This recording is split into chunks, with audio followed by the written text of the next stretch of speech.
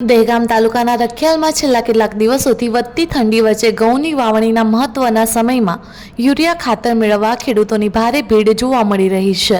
વહેલી સવારે જ ખેડૂતો સહિત મહિલાઓ અને પુરુષો ખાતર મેળવવા માટે કેન્દ્રો આગળ લાંબી લાઇનમાં ઊભા રહેવા મજબૂર બને છે।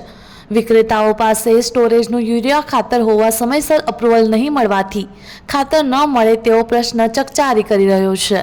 અછત ન હોવાથી ચર્ચાઓ વચ્ચે પણ કેમ રોજિંદા લાઈનો લાગી રહી છે તે મુદ્દે અનેક સવાલો ઊભા થયા છે। ખેડૂતોનું કહેવું છે કે ખાતર વિશે વધુ પૂછપરછ કરતા સંબંધિત અધિકારીઓ કોઈ સ્પષ્ટ જવાબ આપવામાં આવતા નથી।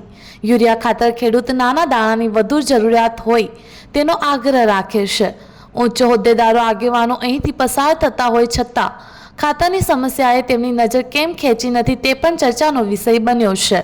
ખેડૂત વારંવાર સર્જાતી ખાતરની અછત જેવી સ્થિતિ ક્યારે સુધરશે તે અંગે કોઈ સ્પષ્ટતા ન હોવાને કારણે ખેડૂતોમાં રોષ સાથે નિરાશા પણ જોવા મળી રહી છે।